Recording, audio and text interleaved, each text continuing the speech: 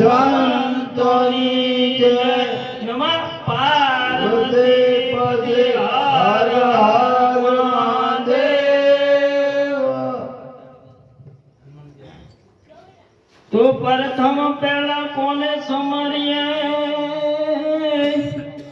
અને કોના લીજીએ જોનના આ માત પિતા ગુરુ અપના અને લખ પુરુષ ના લેજે નામ.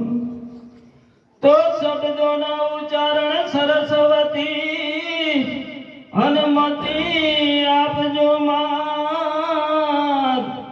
આ ભૂલાય અક્ષર બતાવજો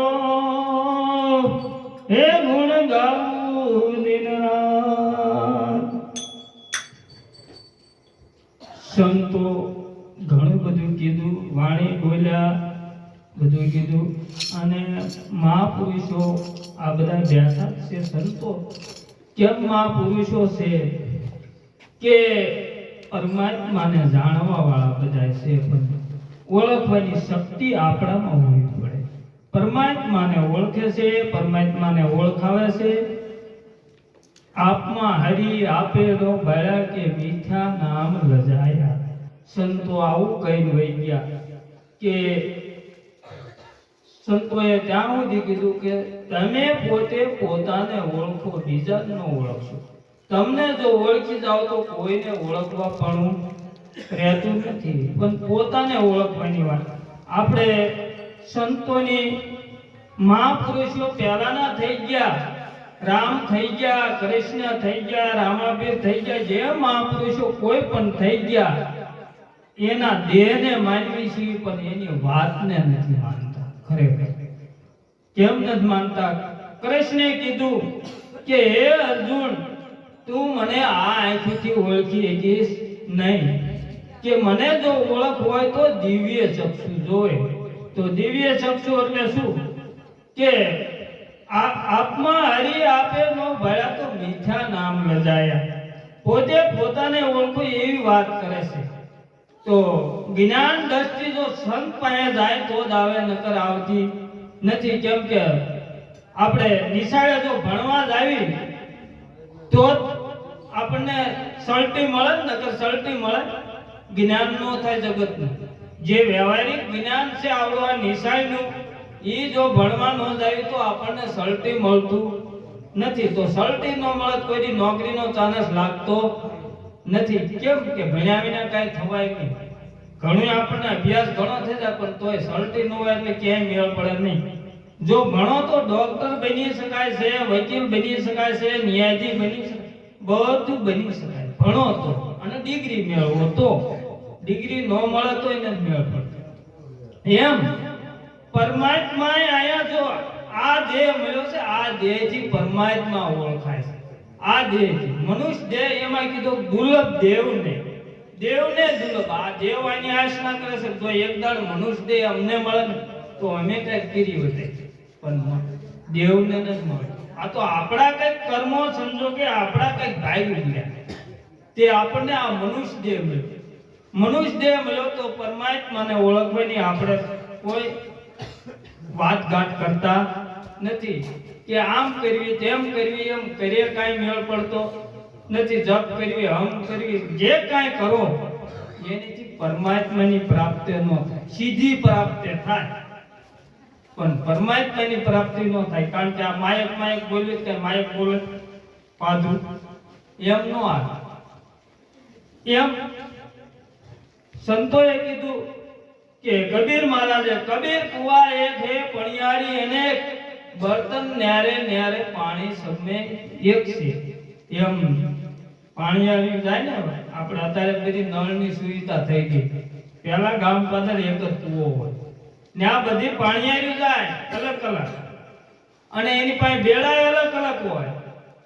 કોઈ પાસે ત્રાંબાનું હોય, કોઈ પાસે પિત્તળનું હોય, કોઈ પાસે સ્ટીલનું હોય, કોઈ પાસે માટલું ઠીકરાનું હોય, પણ પાણી બધેમાં એક છે. એમ પરમાત્મા બધેની અંદર એક છે, પણ એને એકને ઓળખાવા વાળું કોણ મળે? તો સદગુરુ સિવાય કોઈ આનું ઓળખાણ પાડતા નથી. તેમાંય કીધું કે આપમાં હરી આપે નો ભળ્યા તો કે મીઠા નામ લજાયા.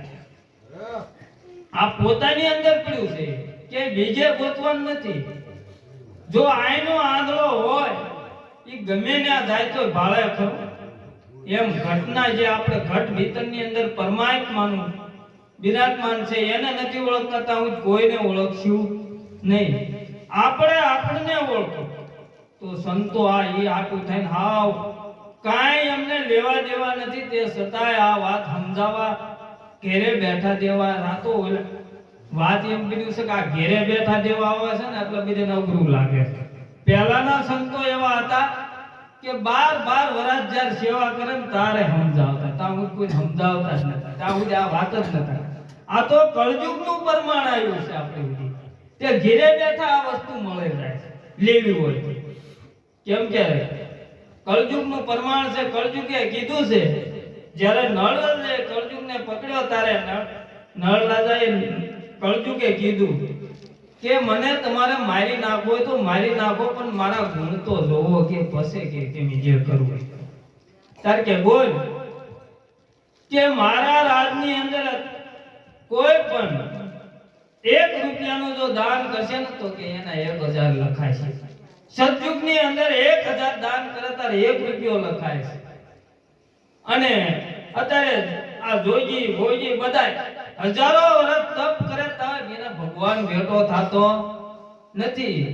મારા રાજની અંદર 3.5 દી જો તન મન ધનથી જો બેહે ને તો કે તરત એને ભગવાન ભેટો થાય છે. આ કળયુગને બોલેલો છે. એટલે આ કળયુગનું પ્રમાણ છે. આપણી બધી વાત તરત આ આવે છે કે એને તો એમ કીધું કે 3.5 દી કીધું, પણ અત્યારનો સમય સંતોએ એવો ગોત્યો કે એક જ રાત જો ભેગો બેહી જાય ને તો એક રાતમાં જેમ સેમ નક્કી કરાવી દે કે આ તારો ઈશ્વર, આ તારો જીવ, આ તારો શિવ નક્કી કરાવી દે. તું ક્યાંથી આવ્યો ને ક્યાં જવાનો આ તરત જ નક્કી થાય. 4 કલાકની અંદર જેમ સેમ જ્ઞાન આપી દે. પણ લેવા વાળો જોઈ અને ક્યાં વાળા તો ગણાય છે પણ લેવા વાળા ઓછા, કારણ કે લેવું જ નથી, માથાકૂટમાં જ પડવું છે. કેમ નક્કી થઈ જાય કે કાઈ સૂર્ય ઉગવો એમ કેવું પડે છે કે હાથે હાથે આપ મેળા ઉગી જાય છે. અને એથી હાવ ઢુકડું હાવ હેલું તમે કોઈ શહેરમાં ગયા તમારું માથું ભરી જાય તમને ખબર રહે તરત કે બધા આમ કે આમ જી ઉગતા તેમ કે આમ ઉગે ને માથું એમના નો હોય ને ધડે એમના બધું એમના હોય તોય તમે આઈ પર આંગળે છે. તો આ ફેરીમાં કઈ મહેનત કરવી પડી તમારે, કાંઈ કરવું પડ્યું, ઓટોમેટિક ફરી ગયું હતું. એમ સંતોની વાત આવે ને તો નક્કી થઈ જાય ઓટોમેટિક.